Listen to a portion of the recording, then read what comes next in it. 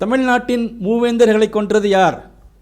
குப்தாவா, கடம்பாவா, முத்தரையரா, கல்லரா, நாயரா, பண்டா, மறவரா, பறையரா, பல்லரா, கொங்கு வேளாளரா, துளுவ வேளாளரா, நம்பூதிரி பிராமணரா? இந்த வீடியோவை முழுதும் பாருங்கள். இவங்க ஒரு வகையில் எப்படியாவது எல்லாருமே இதில் சம்மந்தப்பட்டிருப்பாங்க. 3 தமிழ் மன்னர்களையும் கொல்றது ஒரு எளிதான காரியம் கிடையாது. அதுக்கு நிறைய சக்தி வேணும். அந்த சக்தி இந்த கும்பலுக்கு எப்படி கிடைச்சது? கடம்ப ராணியின் மகள் மூலம் குப்த பேரரசின் கருவூலம். இந்த கும்பல் கேரளாவில் கொள்ளையடித்து அங்கே இருந்த தங்கத்தை அவங்க உபயோகப்படுத்தியிருக்கலாம். ரெண்டுமே உபயோகப்படுத்தியிருப்பாங்க. கடம்பா குடும்பம் 3 ராஜாக்களுக்கு 3 மகள்களை மணந்து மொத்த இந்தியாவையும் தனது கட்டுப்பாட்டில் வைத்திருக்கிறது. 3 தமிழ் மன்னர்களை கொல்ல அவர்களுக்கு கிடைத்த மிகப்பெரிய சக்தி இது. கிபி 300, அதாவது சங்க காலத்து சமயத்தில் உள்ள மேப்பு பார்த்திங்கன்னா, சவுத் இந்தியாவில் மேப்பு லெஃப்ட் சைடில் கொடுத்துருக்குற பாருங்க. அதில் சேர, சோழ, பாண்டியர்கள் இருக்கிறாங்க. அதில் ஒரு ஏவைன்னு ஒன்று போட்டிருக்கு பாருங்க. ஆய்னா கோனார் கண்ட்ரி. கோனார் கண்ட்ரி நாகர்கோயிலேருந்து விருதுநகர் வரைக்கும் கிட்டத்தட்ட அவ்வளோ ஏரியா போட்டு வச்சுருக்கு. இந்த கோனார் கண்ட்ரி ஆக்சுவலாக நம்ம சேர நாட்டோட தான் சேர்க்கணும். ஏன்னா இது சேர நாட்டு அரசனுக்கும் இந்த கோனார் கிங் கட்டி கொடுத்துருக்குறாங்க. அப்போ இவங்க எப்போயுமே ஒரு பஃபர் மாதிரி இருப்பாங்க. எப்போயுமே சேர நாடும் பாண்டி நாடும் சண்டை போடுவாங்க. இப்போ இவங்க நடுவில் இருக்கிறதுனால சண்டை கொஞ்சம் கம்மியாக இருக்கும். அதனால் இருக்குது. ஸோ சேர சோழ பாண்டியர்கள் அந்த காலத்தில் இருக்கிறாங்க. இந்த மூவேந்தர்களுக்கும் ஆபத்து எப்போ ஆரம்பிக்குதுன்னா, கிபி 375. அந்த சமயத்தில் குப்தா பேரரசு நம்ம சவுத்து வரைக்கும் காஞ்சிபுரத்தை வரைக்கும் பிடிச்சிருக்கிறாங்க. குப்தா பேரரசு.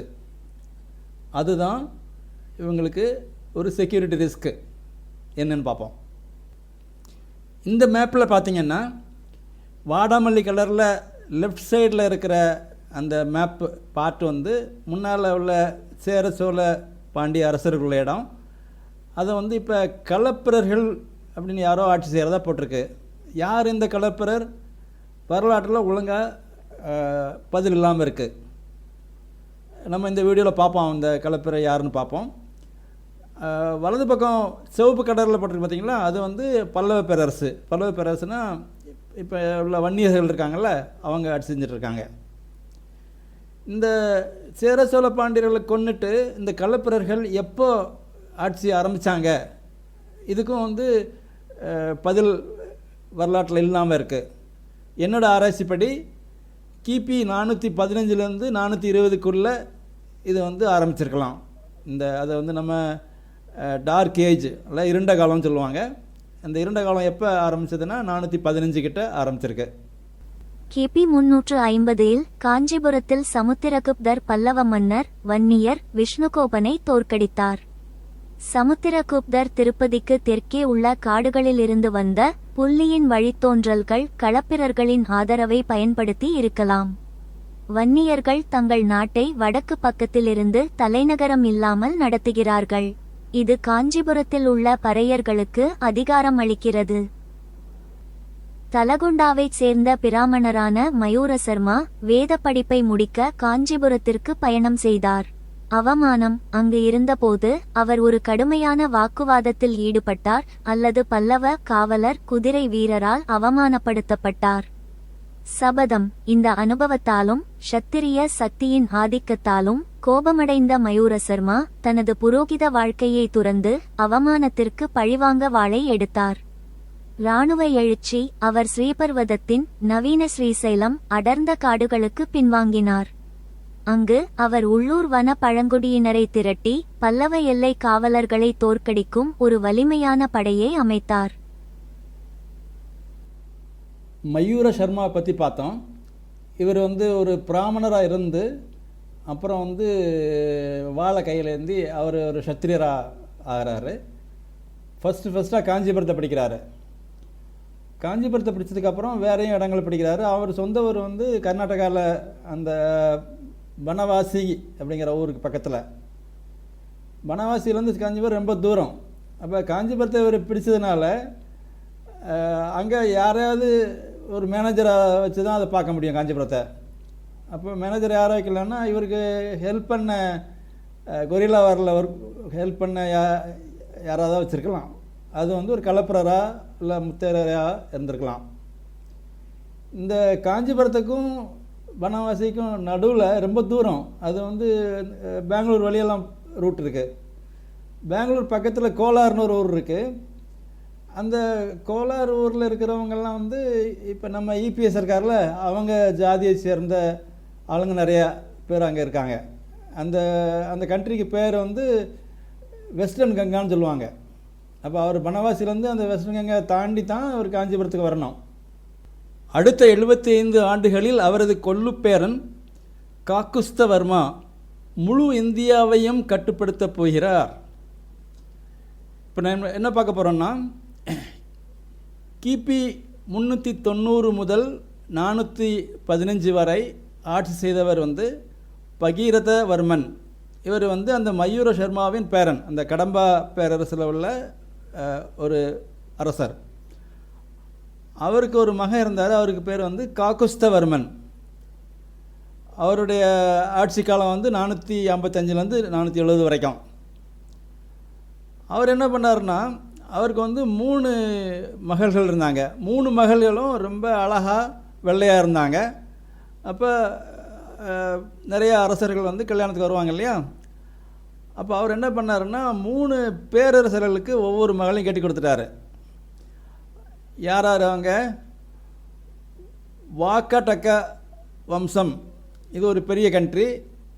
அந்த கண்ட்ரியில் அஜித பட்டாரிகா அப்படிங்கிற அவர் மகளை அங்கே உள்ள இளவரசருக்கு கல்யாணம் செஞ்சு கொடுத்தாரு. இன்னொரு மகளை வந்து குப்த பேரரசில் உள்ள இளவரசருக்கு, ஸ்கந்தகுப்தான்னு ஒரு இளவரசர், அவருக்கு கல்யாணம் பண்ணி கொடுத்தாரு. இப்போ கொஞ்ச நேரத்துக்கு முன்னால் இபிஎஸ் குரூப்புக்குள்ளே அவங்க கண்ட்ரி ஒன்று சொன்னோம் இல்லையா, வெஸ்டர்ன் கங்கா. அந்த வெஸ்டர்ன் கங்காவில் உள்ள ஒரு அரசருக்கு இன்னொரு மகளை கல்யாணம் பண்ணி கொடுத்தாரு. அப்போ 3 பேரரசர்களுக்கு 3 மகளை ராணி ஆக்கி விட்டார். இந்த 3 பேரரசையும் சேர்த்தா கிட்டத்தட்ட இந்தியாவில் நிறைய பகுதிகள் வந்து அவங்க கண்ட்ரோலில் இருக்குது.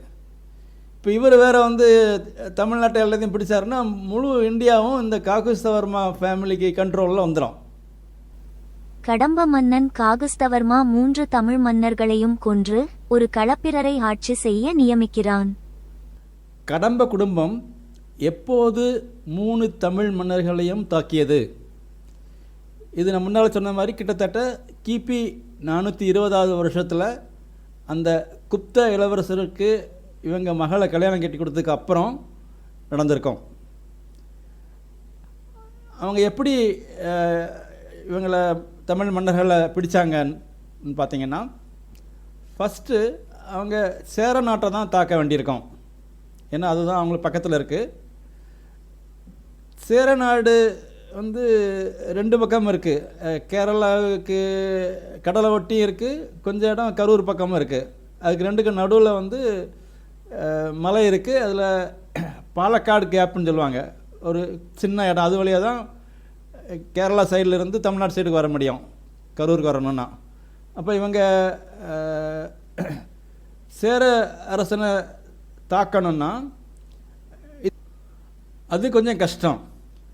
இந்த சமயத்தில் கடம்ப மன்னர்கிட்ட வந்து அவங்களுடைய ஆர்மியில் பண்ட் அப்படிங்கிற சோல்ஜர்ஸும் வடக்க இருந்து கொண்டு வரப்பட்ட நாயர்களும் இருந்தாங்க.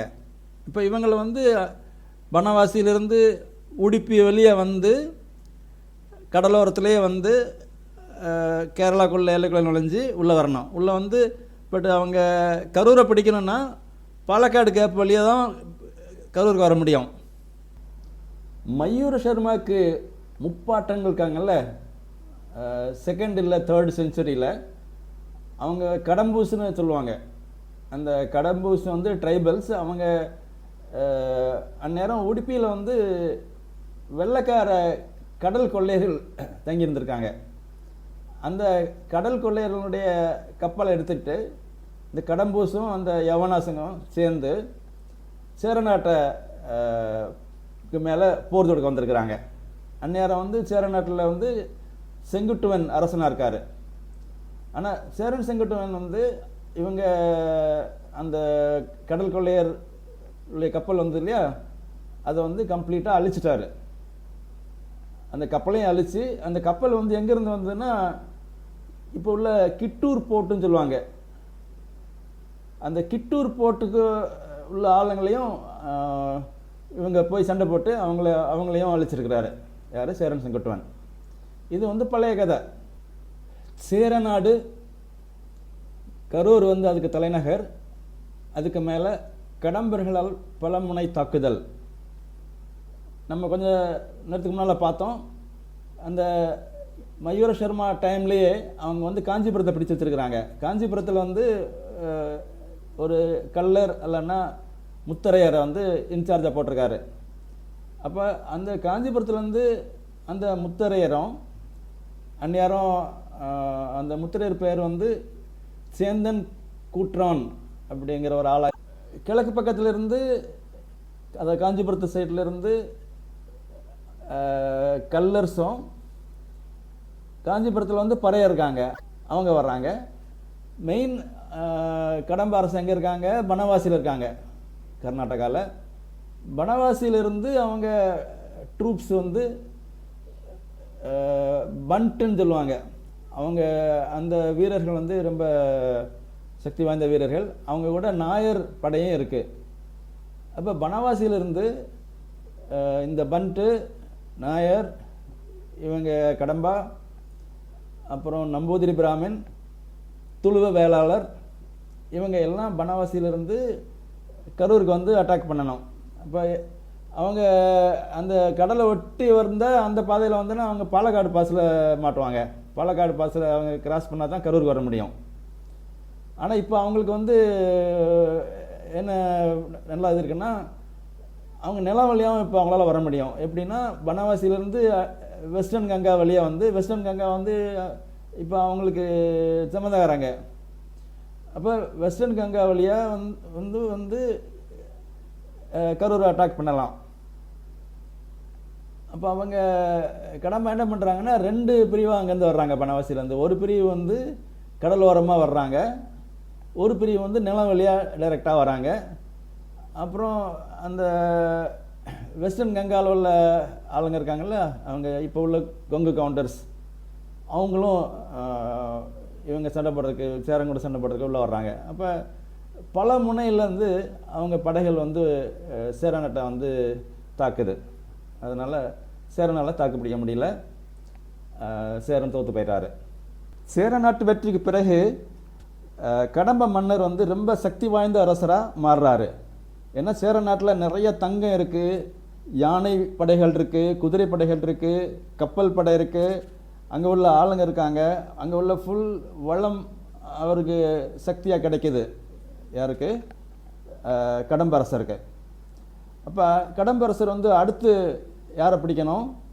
அடுத்து மதுரையை பிடிக்கிறதுக்கு திட்டம் போடுறாங்க. மதுரை எப்படி பிடிச்சாங்கன்னு அடுத்து பார்ப்போம். மதுரைக்கு மேப்பை பாருங்கள்.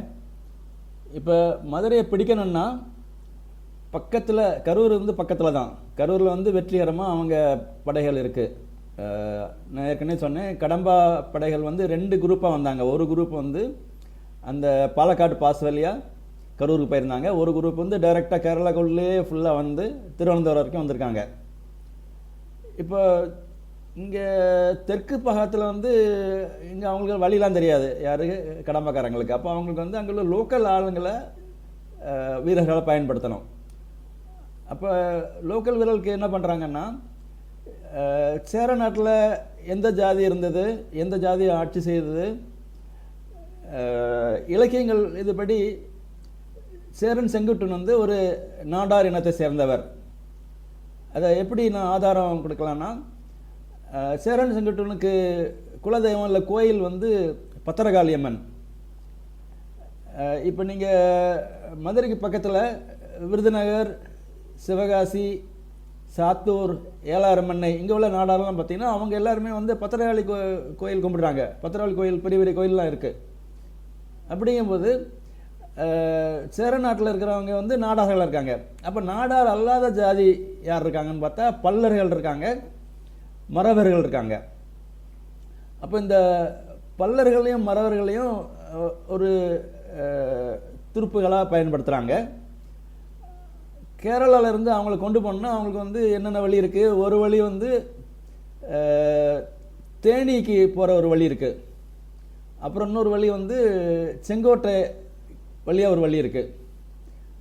அப்புறம் மூணாவது வழி வந்து இங்கே நாகர்கோவில் வந்து நாகர்கோவிலேருந்து வடக்க போகிற வழி இருக்குது. அவங்க என்ன பண்ணுறாங்கன்னா இந்த கேரளாவிலேருந்து உள்ள கடம்பா துருப்புகள், அவங்க கடம்பாஸ், பண்ட்டு, நாயர், துளுவ வேளாளர், கடம்பா, இவங்க எல்லாம் ஒரு குரூப் இருக்காங்க இல்லையா? இவங்க கூட இப்போ வந்து பல்லர்கள், மறவர்கள் சேர்க்குறாங்க. அவங்க வந்து ஒரு குரூப் வந்து அது தேனி பக்கம் போகுது, ஒரு குரூப் வந்து செங்கோட்டை பக்கம் போகுது, ஒரு குரூப் வந்து நாகர்கோவிலேருந்து திருநெல்வேலி வரைக்கும் வர்றது, ஒரு குரூப் வந்து நாகர்கோவிலேருந்து தூத்துக்குடி வழியாக போய் காரைக்குடி வரைக்கும் போகிறாங்க. அப்போ மதுரையை சுற்றி இவங்க கடம்பா துருப்புகளை வந்து இறக்குறாங்க. இப்போ தேனியில் வந்து இப்போ உள்ள ஓட்டு கணக்கெடுப்பு படி பார்த்தீங்கன்னா கல்லர்கள் தான் ரொம்ப மெஜாரிட்டியாக இருக்காங்க. கல்லர்கள் எப்படி மெஜாரிட்டி ஆனாங்கன்னா, கல்லர்கள் ஆக்சுவலாக வடக்கு இருந்து வந்தவங்க. வடக்கு அங்கே காஞ்சிபுரத்துலேயே நான் சொன்னேன் இல்லையா, காஞ்சிபுரத்தில் அந்த களப்பிரர்கள் வந்து இந்த கல்லர்கள் தான். அந்த கல்லரும் முத்தரையரும் ஒன்று. கல்லர், முத்தரையர், அம்பலக்காரர் இவங்கெல்லாம் ஒன்று. அப்போ அவங்க சீஃப் இருக்காங்கல்ல, கல்லர் சீஃபு எங்கேருந்து, காஞ்சிபுரத்துலேருந்து. அப்போ இவங்க எல்லாம் இப்போ கரூரில் இருக்காங்க. அவங்க என்ன பண்ணுறாங்கன்னா வடக்க உள்ள எல்லா கல்லர்களையும் கொண்டு வந்து தேனியில் குமிக்கிறாங்க. அப்போ தேனியில் கல்லர்கள் இருக்காங்க. அது போக இங்கே கொஞ்சம் படைகள் வந்து கேரளாவிலேருந்தும் வருது தேனிக்கு. தெற்க வந்து மறவரும் பல்லர் வந்து உள்ள இறக்குறாங்க. இப்போ இவங்க எல்லாம் சேர்ந்து மதுரையை தாக்குனாங்கன்னா பாண்டிய அரசனால ஒன்றும் பண்ண முடியாது. ஸோ பாண்டிய அரசனை பிடிச்சிடுறாங்க, பாண்டிய அரசை தோற்கடிக்கிறாங்க. கடைசியாக அடுத்து சோழ நாட்டை கைப்பற்றணும். பெரிய பேரரசான சேர பேரரசையும் பாண்டிய பேரரசையும் வீழ்த்ததுக்கப்புறம் சோழ பேரரசை வீழ்த்துறது கஷ்டம் கிடையாது. சோழர்கள் ஏற்கனவே வந்து பலவீனமாக இருக்காங்க. அவங்க ஏற்கனவே பல வருஷங்கள் சண்டை போட்டு வீக்காக இருக்காங்க. இந்த இதை எப்படி பிளான் பண்ணுறாங்கன்னா, சோழ நாட்டை பிடிக்கிறது எப்படி பிளான் பண்ணுறாங்கன்னா, இப்போ கடம்ப அரசன் வந்து 3 இடத்துல அவனுடைய தளங்கள் இருக்குது. ஒன்று காஞ்சிபுரத்தில் இருக்குது, ஒன்று இப்போ கரூரை பிடிச்சி அங்கே கரூரில் இருக்குது, ஒன்று இப்போ மதுரை பிடிச்சிருக்காங்க, மதுரையிலேருந்து இருக்குது. திருச்சி வந்து மதுரையிலேருந்து கிட்ட, கரூர்லேருந்து கிட்டத்தில் தான். இதை எந்த படைகள் முன்னெடுத்து செய்கிறாங்கன்னா, இப்போ உள்ள ஓட்டு கணக்கீடு படி பார்த்திங்கன்னா உறையூர், திருச்சியில் முத்தரையரும் அம்பலக்காரங்களுடைய எண்ணிக்கை வந்து ரொம்ப ஜாஸ்தியாக இருக்குது. அப்படின்னா இந்த முத்திரையர்கள் தான் என்ன பண்ணியிருக்கிறாங்கன்னா, திருச்சியில் அவங்களுடைய வீரர்கள் வந்து குமிச்சு சோழர்களை பிடிச்சிருக்கிறாங்க. இதில் வந்து 2வது முத்திரையருடைய தளபதி, அவங்க கடம்ப அரசனுடைய 2வது தளபதி யாருன்னு கேட்டிங்கன்னா, அவன் பேர் அச்சுத கலப்பணன் அப்படிங்கிற ஆள். அவர் என்ன பண்ணுறாருன்னா, அவர் கூலாக வந்து பூம்புகாரில் உட்காந்துக்கிறாரு. பூம்புகாரில் உட்காந்துட்டு தமிழ்நாடு முழுக்க உள்ள கடம்ப அரசை கண்ட்ரோல் பண்ணுறாரு. போர்கள் அனைத்தும் வெற்றி பெற்ற பிறகு ஆரம்பகால கேரள பிராமண சமுதாயத்தின் அடித்தளத்தை அமைக்க கடம்ப மன்னர் 32 பாரம்பரிய நம்பூதிரி கிராமங்களை ஏற்பாடு செய்தார். நம்பூதாரி பிராமணர்களை கேரளாவிற்கு பொறுப்பாளராகவும் ஒரு முத்தரையர் தமிழ்நாட்டிற்கு பொறுப்பாளராகவும் நியமித்து கடம்பர்கள் மீண்டும் கர்நாடகாவிற்கு திரும்புகின்றனர். களப்பிரர் ஆட்சியின் தவறான செயல்கள். 1. சேர சோழ பாண்டியர்களை அகட்டி நம்பூதரி நாயர் கட்டுப்பாட்டில் உள்ள கேரளா சேரநாடு, முத்தரையர் கட்டுப்பாட்டில் உள்ள சோழ மற்றும் பாண்டிய நாடு ஆகியவற்றை நிறுவுதல். 2. நாடார்கள், கோணர்கள் மற்றும் நாட்டுக்கோட்டை செட்டியார்களை இடம்பெயர்த்து அவர்களின் சொத்துக்களை புதிய படையெடுப்பாளர்களால் கொங்கு வேளாளர்கள், துளுவ வேளாளர்கள், பள்ளர்கள், பறையர்கள் மற்றும் முக்குலத்தோர் போன்றவர்கள் கைப்பற்றப்பட்டது. 3. தமிழ்நாட்டில் புத்த மதம் மற்றும் சமண மதத்தையும் கேரளாவில் பிராமணியத்தையும் அமல்படுத்துதல். சித்தர்களை கொல்தல். 4. மூவேந்தர்களை சிறையில் அடைத்தல், நில ஆவணங்களை மாற்றுதல் போன்ற காட்டுமிராண்டித்தனமான நடவடிக்கைகள், திருட்டுகள் மற்றும் சட்டம் ஒழுங்கு இல்லாமை. கலியுகம். இந்த அழுத்தம் செட்டியார்கள் தங்கள் அசல் தாயகங்களிலிருந்து இப்போது செட்டிநாடு பிராந்தியத்தின் மையமாக இருக்கும் 96 அருகிலுள்ள கிராமங்களுக்கு இடம்பெயர வழிவகுத்தது. 5. துளு வேளாளர்கள், கொங்கு வேளாளர்கள், பள்ளர்கள், பறையர்கள் மற்றும் முக்குலத்தோர் போன்ற வெளியாட்களை கொண்ட புதிய கிராமங்களை உருவாக்குதல் அவர்களை இப்போது தேர்தல்களில் ஆதிக்கம் செலுத்த வைத்தது. 6. தமிழ் சங்கத்திற்கு பதிலாக சமண சங்கம் உருவாக்கப்பட்டது. 7. தமிழ் எழுத்து கேரளாவிலிருந்து துளு திகலாரி எழுத்து மூலம் நீக்கப்பட்டது. உடைந்த பேச்சு தமிழும் புதிய எழுத்தும் மக்களை அதை ஒரு பழைய தனிமொழி மலையாளமாக கற்பனை செய்ய வைத்தது. 8. கேரளாவில் நம்பூதரி பிராமணர்களால் கொண்டுவரப்பட்ட பாலியன்ட்ரி முறை அவர்களின் இளைய சகோதரர்கள் திருமணம் செய்து கொள்ள தடை விதித்தது, ஆனால் நம்பூதரி இன குழந்தைகளை உருவாக்க உள்ளூர் பெண்களுடன் இணைய வைத்தது. பழைய சங்க சமூக குறியீடுகள் அழிக்கப்பட்டதால் ஏற்பட்ட தீவிர மாற்றங்கள் என்று இவை பெரும்பாலும் குறிப்பிடப்படுகின்றன. 9. வரலாற்றின் பதிவுகளை அவர்கள் பராமரிக்கவில்லை, இது ஒரு இருண்ட காலமாகவும் உண்மைகளை வெளிக்கொணர இது போன்ற ஒரு துப்பறியும் வீடியோவின் தேவையாகவும் மாறியது. கிபி 540. கடம்பர்களின் முடிவு. கடம்பர்களின் ஆதிக்கத்தில் இருந்த சாளுக்கியர்கள் கிபி 540 ஆண்டில் முழு கடம்ப சாம்ராஜ்யத்தையும் கைப்பற்றி இணைத்து கொண்டனர்.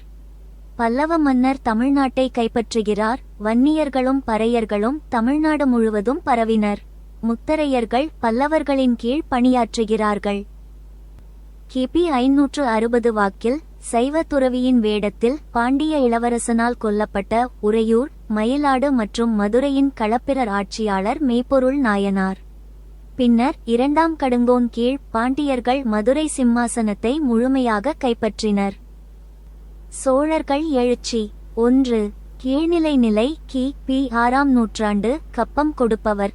பல்லவர்கள் மற்றும் பாண்டியர்களால் களப்பிரர்கள் தோற்கடிக்கப்பட்டதைத் தொடர்ந்து சோழர்கள் இந்த மிகவும் சக்தி வாய்ந்த அண்டை நாடுகளுக்கு சிறு நிலப்பிரபுக்களாக கீழ்நிலை தலைவர்கள் ஆனார்கள். 2. விஜயாலயாவின் கீழ் எழுச்சி. கிபி 848. கிபி 848 வாக்கில் பல்லவர்களுக்கும் பாண்டியர்களுக்கும் இடையே ஒரு பெரிய மோதல் வெடித்தது. அப்போது பல்லவ ஆட்சியாளராக இருந்த விஜயாலயன் இந்த வாய்ப்பை பயன்படுத்தி தாக்கினார். தஞ்சாவூரை கைப்பற்றுதல். பாண்டியர்களின் கூட்டாளிகளாக இருந்த முத்தரையர் தலைவர்களிடமிருந்து அவர்கள் மூலோபாய நகரமான தஞ்சாவூரை கைப்பற்றினார். அவர் தஞ்சாவூரை புதிய சோழ தலைநகராக மாற்றி தனது புதிய சுதந்திர ஆட்சியை சட்டப்பூர்வமாக்க நிசும்பசுதினி தெய்வத்திற்கு ஒரு கோவிலை கட்டினார். 3. மேலாதிபதிகளை தோற்கடித்தல். விஜயாலயாவின் மகன் முதலாம் ஆதித்ய கிபி 893 தனது முன்னாள் தளபதியான பல்லவ மன்னர் அபராஜிதனை தீர்க்கமாக தோற்கடித்து எழுச்சியை செய்தார். இதன் மூலம் தொண்டைமண்டலம் பகுதியை திறம்பட இணைத்தார்.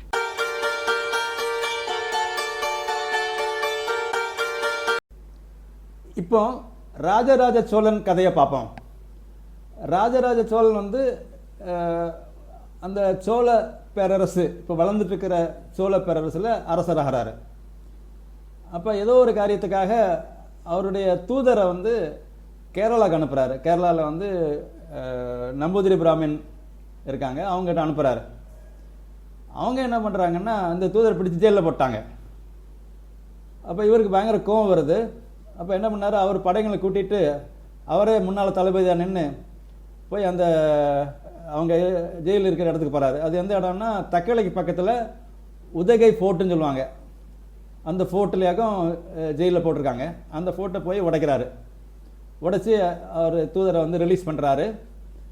பண்ணால் அந்த ஃபோர்ட்டில் வந்து எக்கச்சக்க காசு, நிறையா கோல்டு, யானைகள், மற்ற கால்நடைகள் எல்லாத்தையும் அங்கேருந்து அள்ளி கொண்டு வராரு திருப்பி. அப்போ அங்கே கிடைச்ச அந்த கோல்டு இதெல்லாமே எக்கச்சக்க காசு. அந்த சக்தியை வச்சு, அந்த எனர்ஜியை வச்சு அவர் என்ன பண்ணுறாருன்னா திருப்பி கேரளாவை அட்டாக் பண்ணுறாரு. கேரளா எப்படி தாக்குறாருன்னா கடல் வழியாக போய் தாக்குறாரு. கடல் வழியாக திருவனந்தபுரம் போய் திருவனந்தபுரத்தில் வச்சு அடி கொடுக்குறாரு. அடி கொடுத்து திருவனந்தபுரத்தை ஃபுல்லாக பிடிக்கிறாரு. திருவனந்தபுரம் பிடிச்சா அப்போது ஃபுல் கேரளாவும் கீழே உள்ளது, ஃபுல் கேரளாவும் அவர் பிடிக்கிறாரு. இப்போ கேரளாவில் வந்து எக்கச்சக்க கோல்டு இருக்குது. அப்போ அவருக்கு நிறைய கோல்டு மற்ற சொத்துக்கள் எல்லாமே அவருக்கு கிடைக்கிது. அந்த எனர்ஜி வச்சு அவர் என்ன பண்ணாருன்னா வேறு நாடுகளையும் மறுபடியும் படையெடுக்கிறாரு. நிறைய இடங்களை பிடிக்கிறாரு. கடைசியில் அவருக்கு என்னென்ன நாடுலாம் பிடிச்சாருன்னு பார்த்தீங்கன்னா தமிழ்நாடு ஃபுல்லாக, கேரளா ஃபுல்லாக, கர்நாடகா, செஞ்சின்னு ஒரு இடம், சாளுக்கியர்கள் சொந்தமான இடம், ஃபுல் ஆந்திர பிரதேசம், தெலுங்கானா, ஒரிசா, லட்சத்தீவு, மாலத்தீவு, ஸ்ரீலங்கா, இவ்வளோ இடத்தையும் பிடிக்கிறாரு. பிடிச்சா அவர் வந்து பெரிய பேரரசர் ஆனார். கிபி 1014 இராஜராஜ சோழன் மகன் ராஜேந்திர சோழன் பேரரசை விரிவுபடுத்தினான். வட இந்தியா, பாலா இராச்சியம், வங்கம் மற்றும் பீகார் கவுட்டாவின் பாலா மன்னரான மகிபாலனை தோற்கடித்தார். காம்போஜ பால வம்சத்தின் தர்மபாலனை தோற்கடித்தார். ரேடுகள் கிழக்கு வங்கம் மற்றும் நவீன ஜார்க்கண்ட், பஸ்தர் மற்றும் சத்தீஸ்கர், சக்கரகோட்டம் பகுதிகள் ரேடு செய்யப்பட்டது. இந்தோனேசியா, மலேசியா கிபி 1025இல் கடாரம், கெட்டா, மலேசியா மற்றும் பண்ணை மற்றும் மலையூர், சுமாத்ரா ஆகியவற்றுக்கு எதிராக அவர் ஒரு பெரிய கடற்படை பிரச்சாரத்தை தொடங்கினார். லிகோர் தெற்கு தாய்லாந்து, லங்காசுகா, மலேசியா, துமாசிக், நவீன சிங்கப்பூர் மற்றும் அந்தமான் நிகோபார் தீவுகளை கைப்பற்றினார். 1947இல் இந்தியா சுதந்திரம் பெற்ற பிறகுதான் இருண்ட காலம் முற்றிலுமாக மறைந்தது.